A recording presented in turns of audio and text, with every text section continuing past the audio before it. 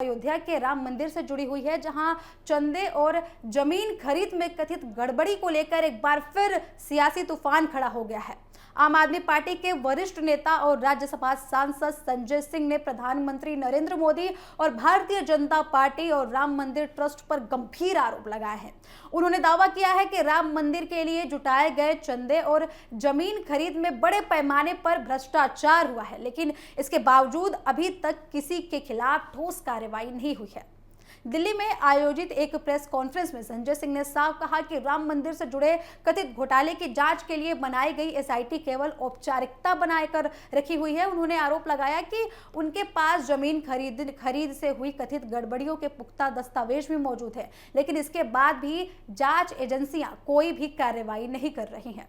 संजय सिंह ने कहा है कि उत्तर प्रदेश के सीएम योगी ने सार्वजनिक रूप से कहा था कि जिसके पास कोई सबूत है वे एसआईटी के सामने पेश हो और वो जो है अपने सबूत को एसआईटी के सामने पेश करे, लेकिन इसके बावजूद भी एसआईटी को पत्र लिखा गया, ईमेल भेजा गया, मिलने का समय मांगा गया, लेकिन उनकी तरफ से कोई भी जवाब नहीं मिला, ऐसा संजय सिंह का कहना है। उन्होंने इससे साफ कहा है कि जांच केवल दिखावे के लिए की जा रही है और सच्चाई सामने नहीं लाने की कोशिश जो है की जा रही है। आम आदमी पार्टी के सांसद ने जमीन खरीद से जुड़े कई आरोप दोहराए हैं। उन्होंने दावा किया है कि 2 करोड़ रुपए कीमत वाली जमीन को 18.5 करोड़ रुपए में खरीदा गया था।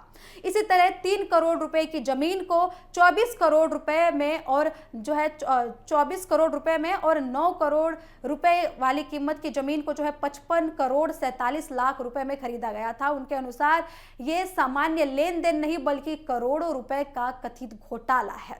संजय सिंह ने यह भी आरोप लगाया है कि जो राम मंदिर के नाम पर देश भर में करोड़ों लोगों ने जो दान और चंदा दिया था उसका उपयोग जो है गलत तरीके से किया गया। उन्होंने इस पर भी लेकर कई सवाल खड़े किए। उन्होंने आरोप लगाया कि मंदिर से जुड़े कई मामलों में वित्तीय गड़बड़ियां सामने आई हैं, लेकिन जिम्मेदार लोगों के खिलाफ कोई भी कार्रवाई नहीं की जा रही है।